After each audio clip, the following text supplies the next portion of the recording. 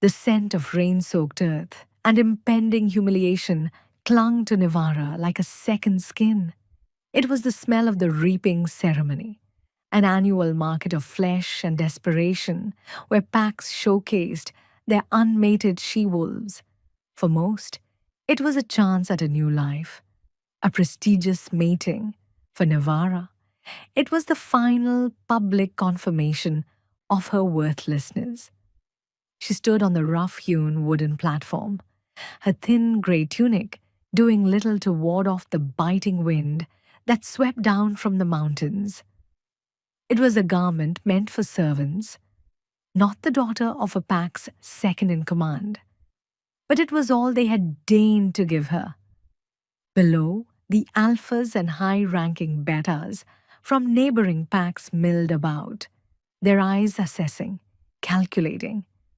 They looked at the other girls, noting the strength in their stances, the fire in their eyes, the subtle pheromones of power that Nivara entirely lacked.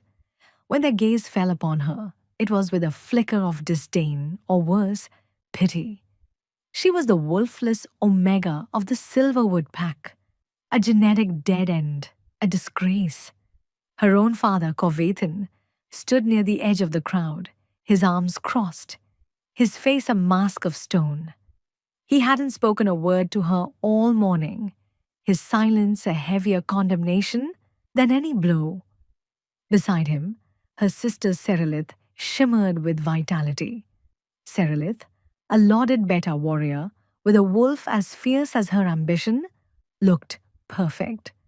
Her leather armor was polished, her long braid immaculate. She didn't look at Nivara either. It was easier to pretend the family shame didn't exist. Nivara kept her eyes fixed on a single stubborn weed growing between the flagstones of the courtyard.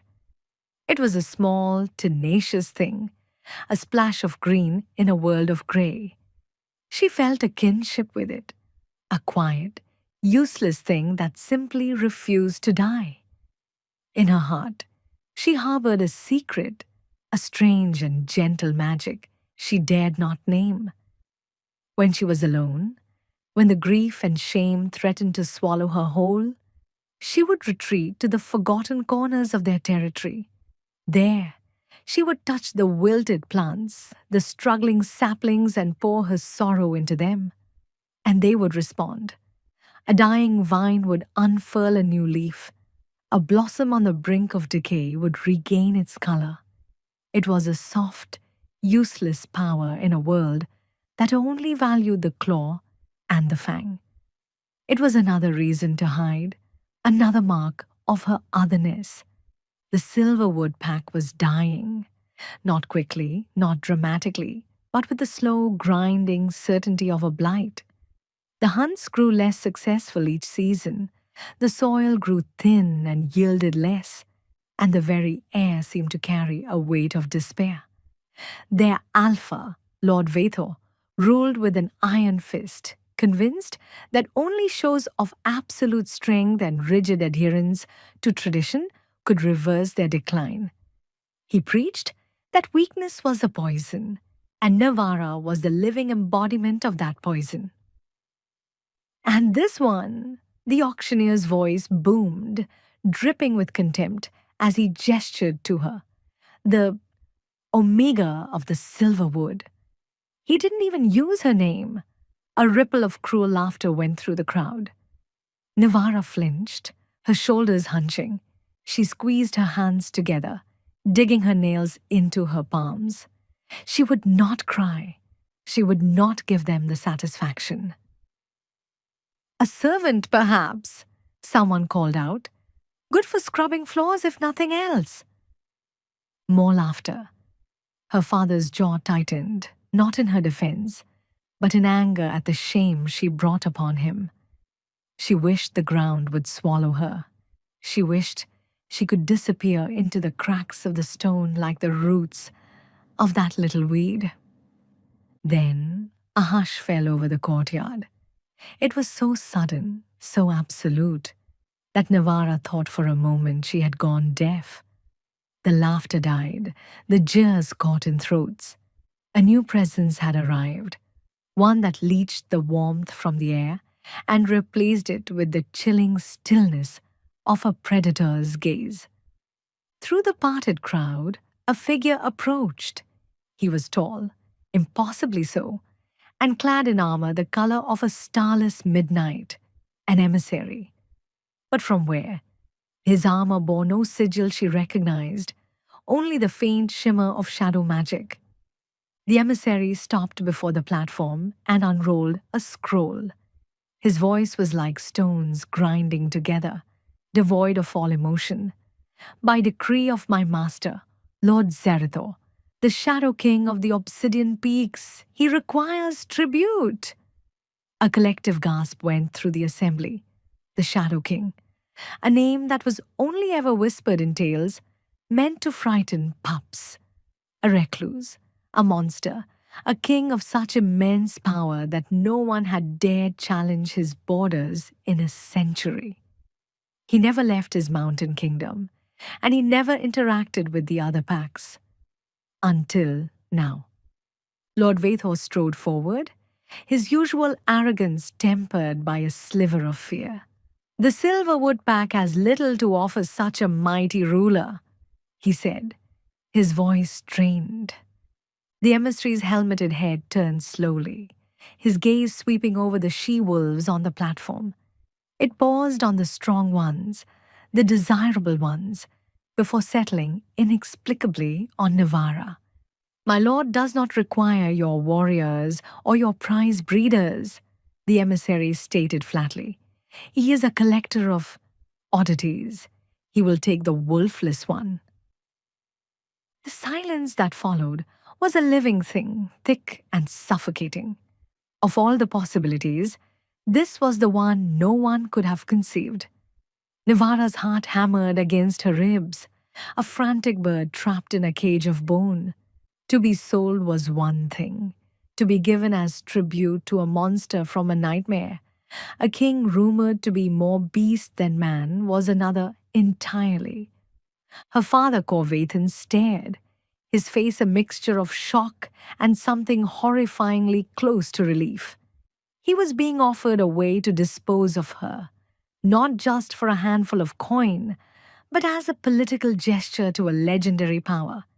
He could rid himself of his shame and call it diplomacy. Lord Vathor saw the opportunity instantly. He puffed out his chest, a cruel, triumphant smile touching his lips. A rare and unique offering, to be sure. He boomed as if he were presenting a priceless treasure. An honor for my pack. We accept. No one asked her. No one looked at her. Her life had just been traded away, her fate sealed by the decree of a shadow and the ambition of a tyrant. The emissary gestured, and two guards in the same obsidian armor stepped forward. As they bound her wrists with cold, smooth rope, Navara finally looked at her family. Seralith had turned away, her shoulders rigid. Her father met her gaze for a half-second, and in his eyes she saw not a flicker of remorse, only the cold, hard finality of a transaction completed. She was no longer his problem. She was tribute for the Shadow King. The journey to the Obsidian Peaks was a blur of fear and jarring motion. Navara was placed in an enclosed carriage, the windows covered, leaving her in a disorienting darkness. The air grew colder as they ascended, the scent of pine and damp earth replaced by the sharp, clean smell of high-altitude stone. She did not weep. Her tears had frozen somewhere in her chest, a solid block of grief she couldn't access. Instead, she focused on the rhythmic clopping of hooves, the creak of the wheels, letting the sounds ground her in the terrifying present. When the carriage finally halted, the door was opened, and the stark mountain light momentarily blinded her. She was pulled out, her bound wrists aching. Before her stood a fortress that seemed not to have been built, but to have been clawed from the mountain's peak itself. Spires of black rock stabbed at a bruised purple sky, and a chilling wind whistled through narrow, unadorned archways. It was a place of severe, intimidating beauty, as stark and unyielding as the king who ruled it. She was led through cavernous halls, where the only sounds were their echoing footsteps and the whisper of unseen draughts. There were no servants bustling about, no courtiers gossiping in alcoves. The castle was silent, watchful. It felt less like a home and more like a tomb. Finally, they reached a pair of massive obsidian doors. The emissary pushed them open, revealing a throne room that defied expectation. It was vast, its ceiling lost in shadow, but the far wall was a single massive pane of enchanted crystal, looking out over a breathtaking vista of jagged peaks and cloud-filled valleys. In the center of the room, on a throne carved from a single piece of unadorned rock, sat the Shadow King. Lord Zerathor was not the slavering beast of the stories. He was a man, though one of such overwhelming presence that the air itself seemed to bend around him. He was large, built with the raw power of a true Alpha King, and dressed in simple black silks that did nothing to hide the cabled muscle beneath. His hair was as black as his castle's stone, and his face was a masterpiece of harsh, beautiful lines. But it was his eyes that held her captive. They were the color of liquid silver, ancient, and filled with a profound, soul-deep weariness. Shadows clung to him, not just in the corners of the room, but as a part of his being, coiling around his arms and pooling at his feet like living things. He did not move as she was forced to her knees before him. His silver eyes swept over her, a clinical, detached assessment that made her feel like an insect under glass. It was worse than the lust or contempt she had seen in the eyes of other alphas. It was utter indifference. "This is the tribute." His voice was a low rumble, the sound of an avalanche in a distant valley. It resonated in her bones. "Yes, my lord," the emissary said, bowing low, the wolfless omega of the Silverwood pack. Zarathor's gaze lingered on her for a moment longer.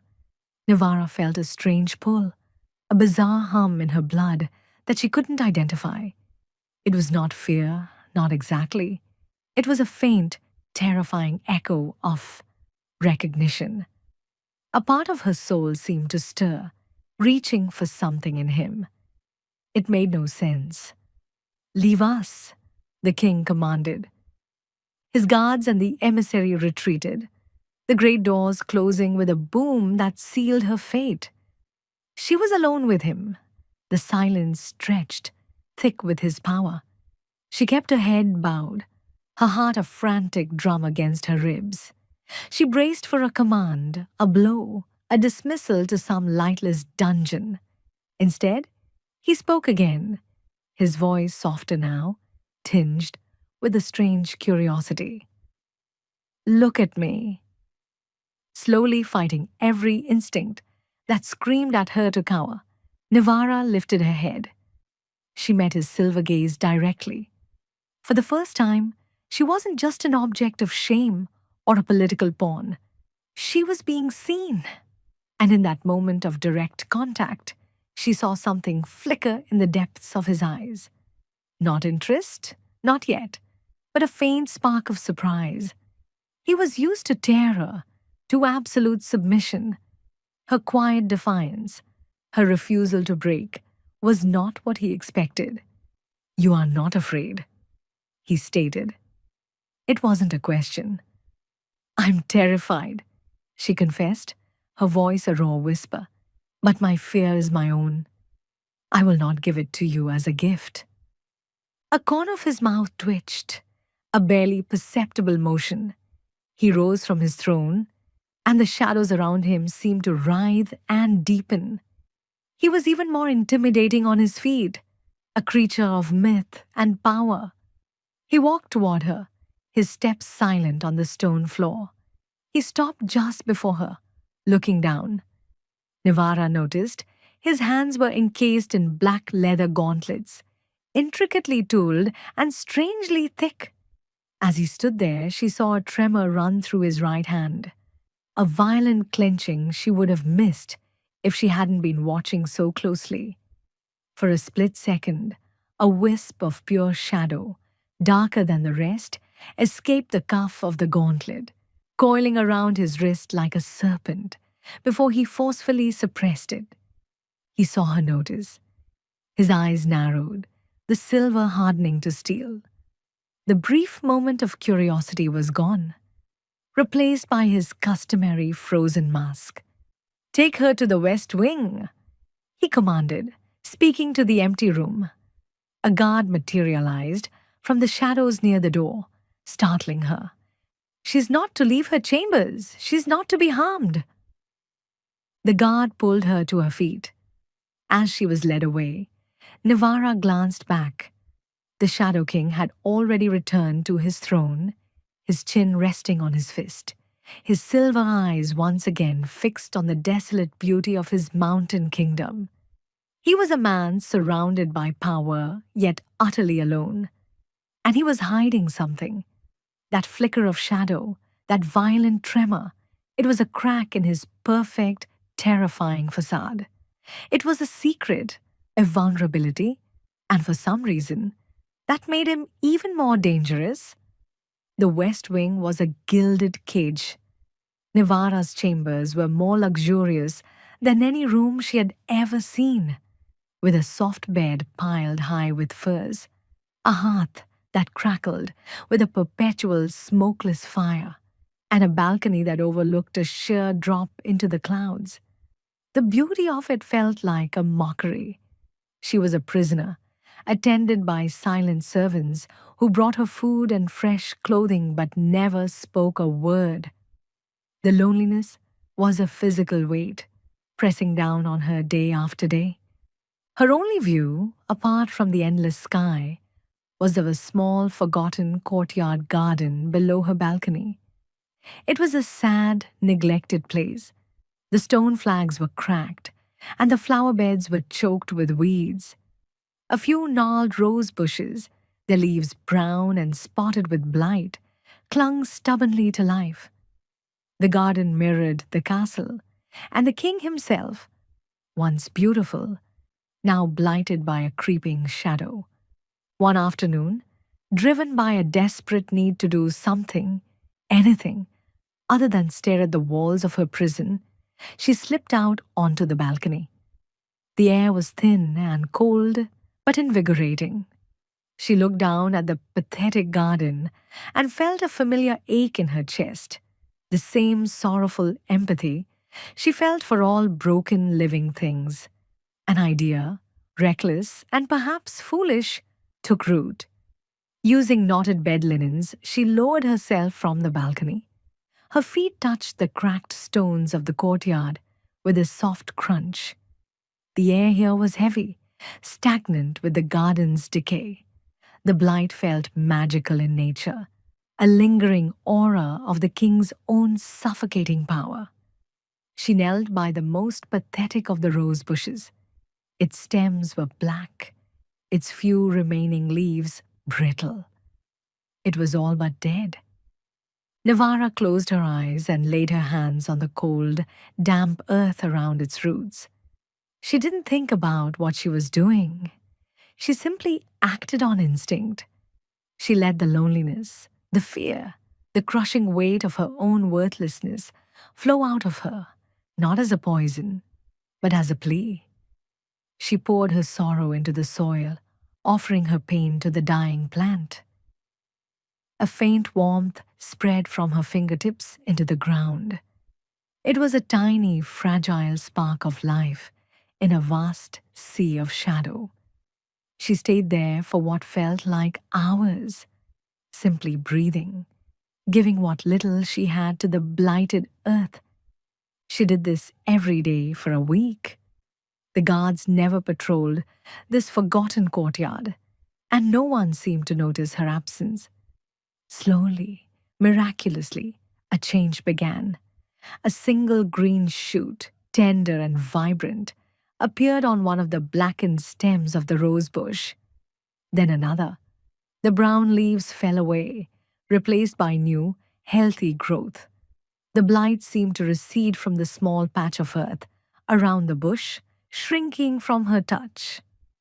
One evening, as twilight painted the peaks in shades of lavender and rose, she was tending to her secret project when a shadow fell over her. She froze, her heart leaping into her throat. She looked up and found Lord Zarathos standing at the edge of the garden, watching her. He was silent, his silver eyes fixed on the impossible sight of the burgeoning rose bush in his dead garden. She scrambled to her feet, expecting rage, punishment for leaving her room, for touching his blighted land. How? He asked, his voice a low rumble. It was not an accusation. It was a genuine, baffled question. I don't know, she stammered, which was the honest truth. I just wanted something to grow. He walked closer, his boots making no sound on the stone. He stopped before the rose bush and stared at it, a complex emotion swirling in his silver eyes. Disbelief, wonder, and something that looked dangerously like hope. He reached out a gloved hand, as if to touch one of the new velvety leaves, but stopped himself, snatching his hand back as if he feared he would contaminate it. The blight in this castle is an extension of me, he said, his voice quiet, almost a confession. Nothing has grown within these walls for 50 years. Nothing. He looked from the rose bush to her, and for the first time, his gaze was not indifferent or calculating. He was truly seeing her, seeing the strange, gentle power that resided within her. He was not repulsed by her otherness. He was captivated by it. Continue, he commanded, his voice soft. He turned and walked away, melting back into the shadows of the castle, leaving her standing beside her small miracle. From that day on, their routine changed. He would come to the garden each evening to watch her work. He never spoke, but his presence was a constant, a silent vigil. She expanded her efforts, clearing weeds, turning the soil, coaxing life back into the dormant flower beds, and under her touch the garden began to flourish. Roses of deep crimson bloomed, their scent a sweet defiance against the castle's sterile air. The silent meetings were the only connection she had, a strange, unspoken bond forming between the broken Omega and the cursed king. She began to feel less like a prisoner and more like something else, something he needed. The life she brought to his garden seemed to soothe the restless energy that always clung to him. The tremors in his hands seemed less frequent when he was near. One day, a formal delegation arrived from the Silverwood Pack. Nivara saw them from her balcony, her father and her sister, Seralith, dismounting in the main courtyard, their faces grim. They claimed it was a diplomatic visit to ensure the tribute was being well treated, but Nivara knew better. Lord Vathor was testing the waters, probing for weakness. He had sent her family to undermine her, to remind her of her place. The sight of them sent a chill of dread through her, a premonition that the fragile peace she had found was about to be shattered. Her past had come to reclaim her. Seralith found her in the garden that afternoon. Nivara was pruning the roses, her hands stained with earth, when her sister's sharp voice cut through the quiet air. So, the rumors are true. The little wolfless Omega has become the king's gardener. Seralith stood at the entrance to the courtyard, clad in her pristine warrior's leather, looking utterly out of place amongst the blooming flowers. Her arms were crossed, her expression a familiar blend of scorn and jealousy. Serelith, Nivara said, her voice quiet. She straightened up, wiping her hands on her tunic. What are you doing here? Father and Lord Vathor sent me. They were concerned, Serelith said, the word tasting like a lie on her tongue. They heard you were being given favors. In a castle where nothing grows, you make flowers bloom. It's unnatural. They want to know what witchcraft you're using on him. It's not witchcraft, Nivara replied, her gaze steady. I don't know what it is. It doesn't matter, Serelith sneered, stepping closer. You're getting above your station. You are a disgrace, a tool to be used. You seem to have forgotten that. You think because you can grow a few flowers for a monster, you're suddenly someone. You're still nothing. A wolfless omega our father was glad to be rid of. Every word was a carefully aimed dart, striking at the most vulnerable parts of Nivara's soul. But something had changed within her. The weeks spent in the silent company of the Shadow King, the feeling of her own power healing the blighted earth, had planted a seed of self-worth that Serelith's venom could not entirely kill. Maybe it's better to be a monster's gardener than a tyrant's warrior, Nivara said, her voice gaining a strength that surprised them both. Serelith's eyes flashed with anger. You will show your king the respect he is due, she hissed, confusingly defending Vathor. He wants you to remember where you came from. He sent a gift for you. Serelith tossed a small cloth-wrapped bundle onto the ground. It landed with a soft thud. Nivara knelt and unwrapped it. Inside was a small, crudely carved wooden wolf, the toy their father had made for her when she was a child, before it became clear she would never shift. It was the symbol of everything she had failed to be. A cruel, deliberate reminder of her shame. The pain was so sharp, so sudden, it stole her breath. Suddenly, a voice like rolling thunder echoed through the courtyard. She is my tribute. Her past is of no concern to me or to you. Lord Zarathor stood in the archway behind Serelith, his presence sucking all the warmth and life from the air. The shadows around him were agitated, writhing like angry snakes. His silver eyes were fixed on Serelith, and for the first time, Nivara saw the full, terrifying force of the Alpha King's fury. It was a palpable thing, a pressure that made the air crackle. Serelith, for all her bravado, shrank back. She was a formidable beta warrior, but she was nothing before this ancient, primal power. She bowed her head in submission. My king, she stammered, you have delivered your message, Zarathor said, his voice dangerously low. Now leave my castle, and do not return. Serelith didn't need to be told twice. She gave Nivara one last look of pure hatred and fled, her retreat far less graceful than her arrival. Nivara was left alone with the king, the cruel wooden toy still in her hand. She felt exposed, her deepest wound laid bare for him to see. She expected him to be disgusted, to finally see her for the worthless creature her family believed her to be. Instead, he walked toward her.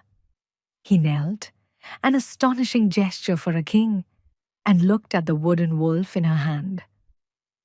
This is the source of their power over you, he stated, his voice devoid of judgment. The shame they have fed you your entire life. Tears she had refused to shed for herself now welled in her eyes. I am wolfless, she whispered, the confession tasting like ash. I am incomplete, broken.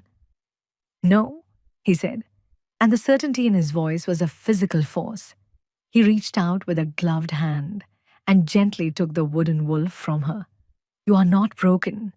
You have a power they cannot comprehend, a power of life, not of destruction. They fear it because they cannot control it. They try to bury you in shame, so you would never realize your own strength. He closed his fist, and the small wooden toy splintered into dust within his grip. He opened his hand and let the fragments scatter on the wind. He then looked at her, his silver eyes searching her face. They sent an assassin with her, he said, his tone flat and chilling. He was waiting in the shadows of the colonnade. I dealt with him. The blood drained from Nivara's face. They hadn't just sent Serelith to torment her. They had sent her as a distraction for an executioner, her own family, her own pack. They wanted her dead. The horror of the realization, the absolute betrayal, was a physical blow. Her knees gave way, and she would have collapsed if not for his hands catching her arms. The world swam before her eyes, and in that moment of pure terror and despair, Zarathos saw her, truly saw the depth of her pain. His control, the iron discipline he had maintained for a century, finally snapped. A wave of protective rage, so powerful and overwhelming it eclipsed everything else, surged through him. He had to protect her. He had to destroy those who would harm her. A low growl ripped from his throat, a sound that was not entirely human. The shadows clinging to him exploded outwards. His form began to distort, to swell and elongate. Black smoky tendrils erupted from his skin, his bones cracking and reforming with sickening speed. The enchanted gauntlets on his hands shattered, unable to contain the force of the transformation. Nivara looked up in horror, not at the dead assassin, but at the king. He was changing, becoming the monster from the legends. His silver eyes bled to burning crimson, his face twisting into a demonic muzzle of shadow and fang. He was becoming the beast, and it was all to protect her. The transformation was an agony of raw power unleashed. Lord Zarathor threw his head back and roared, a sound that shook the very stones of the castle, a symphony of a century of repressed rage and pain. He was no longer a man.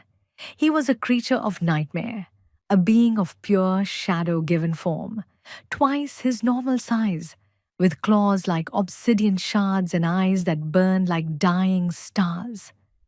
The air grew frigid, and the beautiful roses Nivara had so carefully nurtured blackened and withered at the beast's proximity. He had killed the assassin in this form, and the residual violence of the act still clung to him. The beast turned its burning gaze upon Nivara, not with malice, but with confusion and agony. It was a whirlwind of instinct, and the strongest instinct was to protect the small, fragile creature at the center of its storm. Yet its very presence was a poison to her. It took a half step toward her, a low, guttural whine rumbling in its chest. Guards drawn by the roar appeared in the archways, their spears leveled. They saw their king in his monstrous form and froze, their training warring with primal terror. "My lord!" one of them shouted, his voice trembling. The beast flinched at the sound, its head whipping toward the guards. A snarl ripped from its throat, a promise of swift and total annihilation for the perceived threat. It was losing itself to the rage, to the curse. But Nivara, kneeling on the ground, saw past the terrifying visage.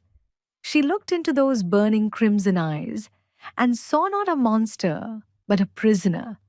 She saw Zarathor, trapped inside the rage, drowning in his own power. She remembered the flicker of hope in his eyes when he saw her first rose, the gentleness with which he had destroyed the symbol of her shame. He was not a monster. He was a man in unending pain. No! She cried out, her voice clear and sharp in the sudden silence. Don't hurt him! She got to her feet, her legs shaking, and did the one thing every instinct screamed at her not to do. She walked toward the shadow beast. The guards gasped. The beast itself stilled, its massive head tilting, its snarling muzzle twitching as it took in her scent. It was confused. She should be running. Everyone always ran. Zaratha, she said softly, her voice not carrying a trace of fear, only a profound and heartbreaking empathy. I'm here. I'm not afraid of you. The transformation had left him wounded. Shadowy smoke, like black fire, sizzled from deep gashes in his hide, wounds inflicted by his own uncontrollable power. He was burning from the inside out. His healers would be useless. No one could touch him in this state. Ignoring the panicked shouts of the guards, Nivara reached the beast. It was radiating a cold that felt like the grave. Yet she did not hesitate. She placed her small, earth-stained hands directly onto the creature's massive, heaving flank, over one of the sizzling shadow wounds. The moment her skin made contact, two opposite forces collided. The beast's aura was one of death and decay, a magical blight. Her essence was one of pure, untamed life. A soft golden light bloomed from her hands, pushing back the encroaching shadows. The sizzling sound lessened. The cold receded. The beast shuddered, a tremor that ran through its entire colossal frame, and let out a low groan, not of aggression, but of relief. Her touch was not a cure. It was an anchor. It was a balm on a wound that had festered for 100 years. She felt the rage within him, a terrifying ocean of it. But beneath that, she felt his spirit, his consciousness, fighting to regain control. Her power gave him the strength he needed. Slowly, painfully, the transformation reversed. The monstrous form shrank, the shadows receding, folding back into his skin. The claws retracted, the fangs shortened. In minutes, he was kneeling on the ground where the beast had been, human once more, naked and trembling. Deep, raw gashes covered his arms and torso, no longer burning with shadow fire, but bleeding freely. He was panting, exhausted, more vulnerable than she could ever have imagined. He lifted his head, and his silver eyes, now clear of the crimson rage, met hers. They were filled with a raw, stunning mixture of awe and terror. You touched me, he rasped, his voice rough with disbelief. Nothing can touch the beast. You are not a beast, she whispered, her own tears finally falling. She reached out and gently brushed a strand of black hair from his forehead. Her touch was feather-light, yet he flinched, as if from a brand, a lifetime of isolation making him shy away from even the gentlest contact. The full weight of what had happened settled upon them. She had seen his deepest, darkest secret. He had revealed his monstrous nature to protect her, and she, in turn, had revealed the true scope of her own power to save him. The faint hum of recognition she had felt upon first meeting him, the strange pull between them, now roared to life. It was a bond, undeniable and absolute, forged in violence and healed with compassion. You are my mate, he breathed, the words a realization that shook him to his core. The ancient prophecies spoke of one who could tame the shadow, a mate with the heart of the earth itself. He had dismissed it as a fairy tale, a cruel hope. but she was real. The emotional climax of the moment hung in the air, potent and fragile. But before either of them could process the monumental confession, the captain of the guard rushed into the courtyard, his face pale with urgency. My king, the Silverwood pack is at the gates. An army. Lord Vathor leads them, demanding the return of his daughter. He's using some kind of blood magic. Our outer defenses are failing. The fragile peace was shattered. Their moment of revelation was cut short by the promise of war. Zarathor, still wounded and weakened, looked from the captain to Navara, and his expression hardened. Vathor hadn't just sent an assassin. He had come to finish the job himself. The war horn of the obsidian peaks screamed a mournful, defiant cry that echoed through the mountain passes. Zarathor, now clad in fresh armor, stood on the high battlements, Navara beside him. Below, a formidable army swarmed at the base of his fortress. The warriors of the Silverwood pack, their faces grim, raised banners that whipped in the biting wind. At their head was Lord Vathor, mounted on a massive black war horse, his face a mask of smug certainty. He used the blood of traitors within my own walls to create a weakness in the wards. Zarathor snarled, his voice a low growl. The wounds from his transformation still ached, a dull throb beneath his armor, but the rage in his eyes was a sharp, burning thing. This is an old and forbidden magic. He would not dare use it unless he was certain of victory. What does he want? Navara asked, her hands gripping the cold stone of the parapet. Why go this far for me? He does not want you, Zarathor said, turning to face her. His silver eyes were intense. He wants what you are. He wants your power. He looked back down at the army. Vathor, he bellowed, his voice magically amplified to thunder across the valley. You have broken a century of peace. This transgression will cost you everything. Lord Vathor laughed, a harsh, grating sound.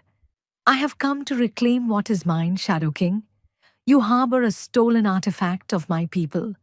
That wolfless creature you shelter is the key to restoring my lands, and I will have her back.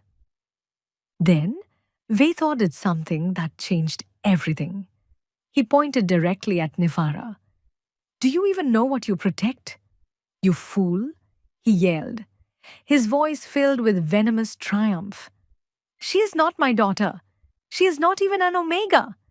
That creature is the last of the true alphas of Silverwood, a bloodline I wiped out myself. I found her as an infant in the woods, wrapped in a blanket bearing the ancient crest. I raised her as a wolfless Omega, fed her shame and scorn, all to keep her power dormant, to keep the throne that is rightfully mine. Navara stared, her mind reeling. The words made no sense, yet they struck a chord of truth deep within her. It explained everything. The disconnect she always felt, the strange power in her hands, the reason the Silverwood lands were dying. The land was rejecting its false alpha.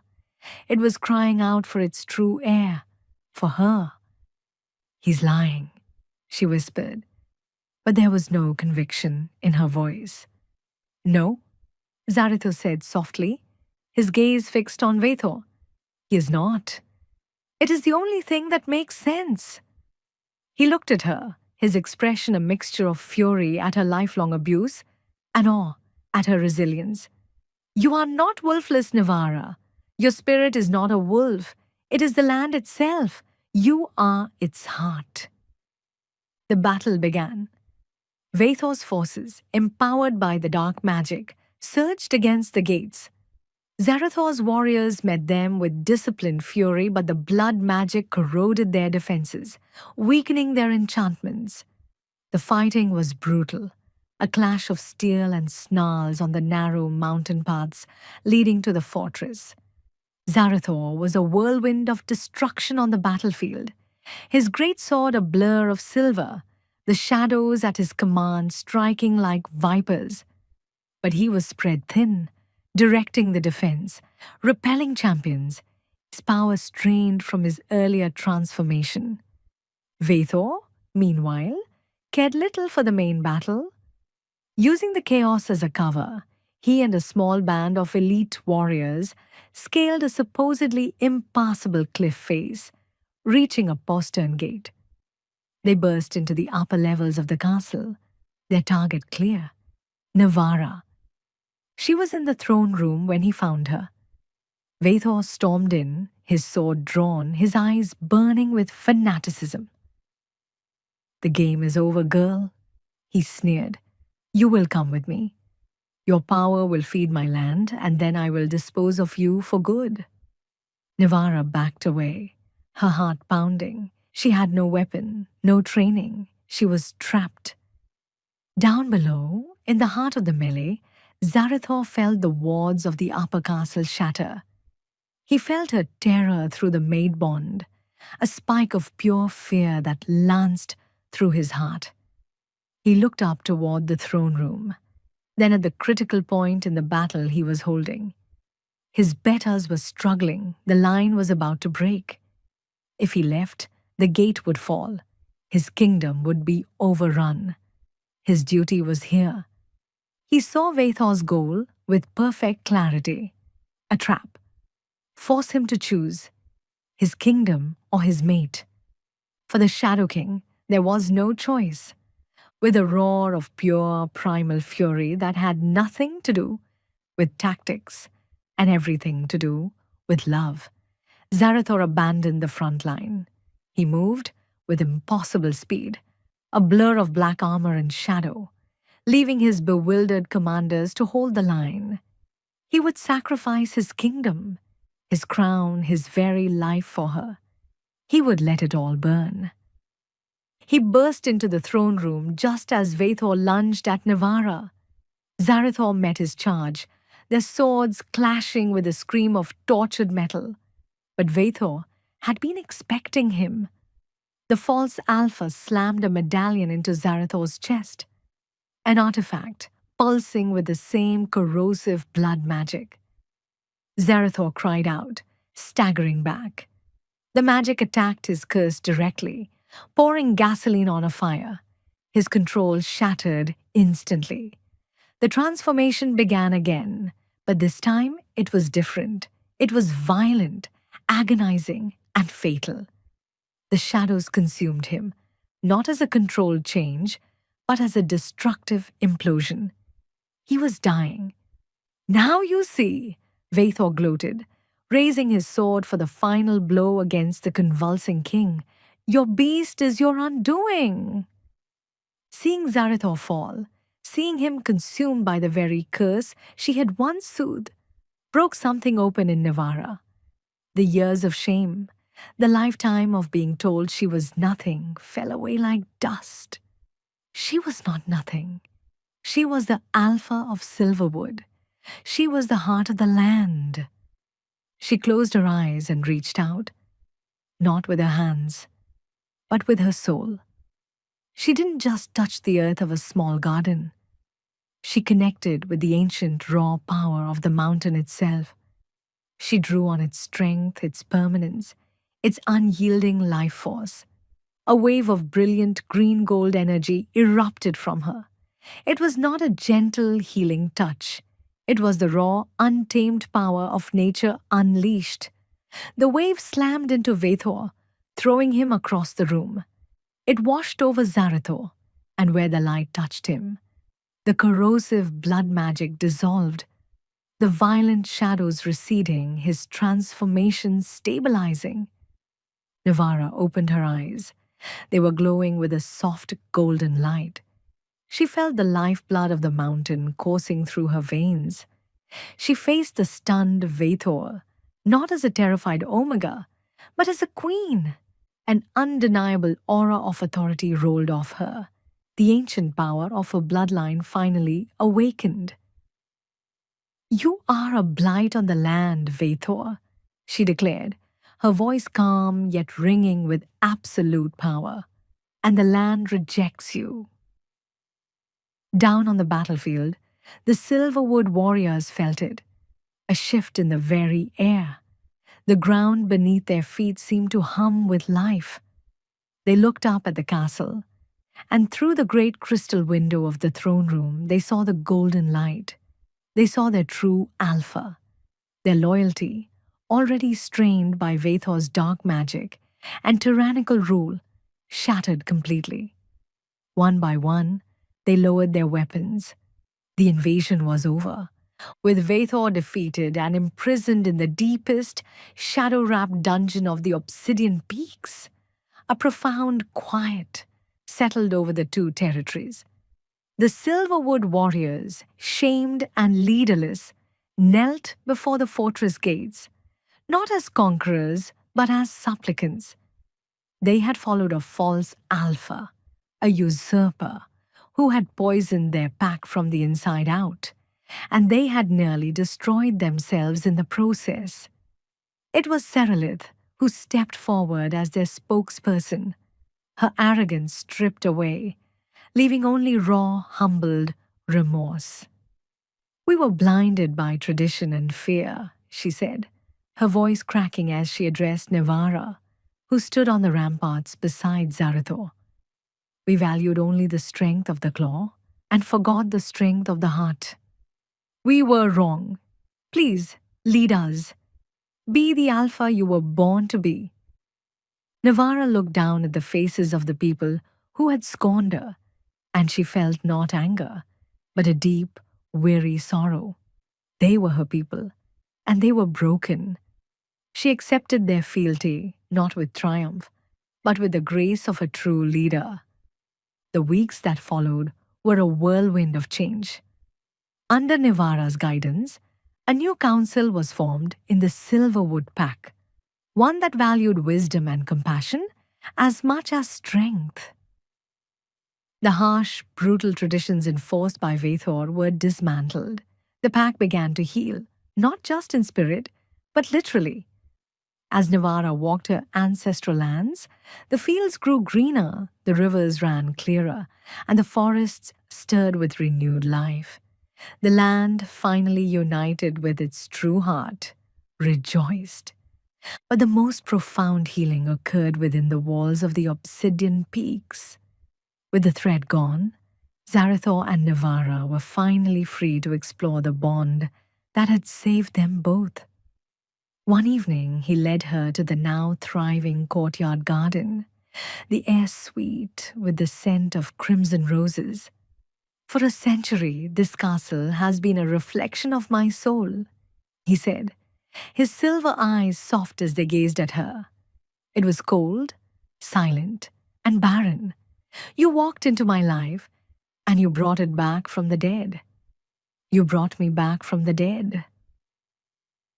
"Your curse is a part of you," Navara said, gently taking his gloved hand. "But it does not have to be your master.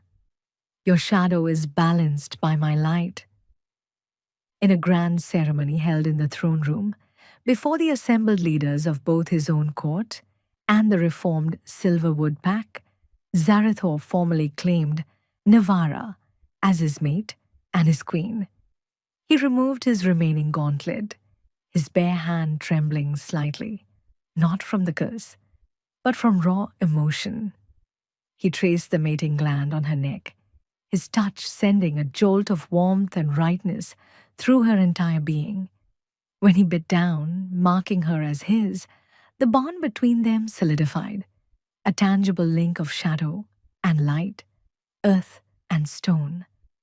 It did not erase his curse, but it wove her life force into it, creating a balance that finally brought him peace. The beast within him was not gone, but it was no longer a mindless rage. It was a protector, tamed by its mate. Their union transformed not just their own lives, but the very fabric of their societies. The isolated, feared kingdom of the Obsidian Peaks opened its gates, its vast resources and ancient wisdom shared with its new allies. The Silverwood Pack, in turn, shared its renewed connection to the natural world. Prejudices that had festered for generations began to dissolve. The idea that strength came in only one form, brutal, physical dominance, was replaced by a new understanding that true power lay in balance. Navarra's story became a legend, a testament to the fact that the most devalued and overlooked soul could possess the power to save them all. 1 year later, Queen Navarra stood on the balcony of her chambers, looking out not at a sheer drop, but at a world transformed. The obsidian peaks were no longer perpetually shrouded in gloom. Sunlight, warm and golden, touched the black stone, revealing veins of silver and quartz that glittered like trapped stars. Below, the mountainsides were terraced with lush gardens, and the valley bloomed with life. A pair of strong arms wrapped around her from behind, and she leaned back into the familiar warmth of her husband's chest. Zarethor rested his chin on her shoulder, his hand coming to rest protectively over her swollen belly. "He is restless today," Zarethor murmured, his voice a contented rumble against her ear. "I believe he has your spirit." "And your stubbornness," Navarra laughed, placing her hand over his. "The healers say he will be strong." "He will be more than strong," Zarethor said, his voice thick with an emotion he no longer bothered to hide. "He will be loved." His curse was a quiet hum now, a familiar shadow at the edge of his soul that was soothed by her constant presence and the burgeoning life they had created together. He no longer feared his own heart, for she held it safely in her hands. Below, in the main courtyard, pups from both the mountain and forest packs played together, their laughter echoing off the castle walls. Serelith, now Navarra's most loyal captain and trusted friend, oversaw their training, her commands sharp, but her eyes soft. The two territories were woven into one, a new kingdom built on a foundation of mutual respect and love. The shamed, wolfless Omega had not only found her voice, she had become the song to which the entire land now danced. And the cursed Shadow King, once a prisoner of his own darkness, had found his light. Together they ruled over a kingdom reborn, their love story a promise that even in the deepest shadows, life could bloom, and the most broken hearts could learn to heal.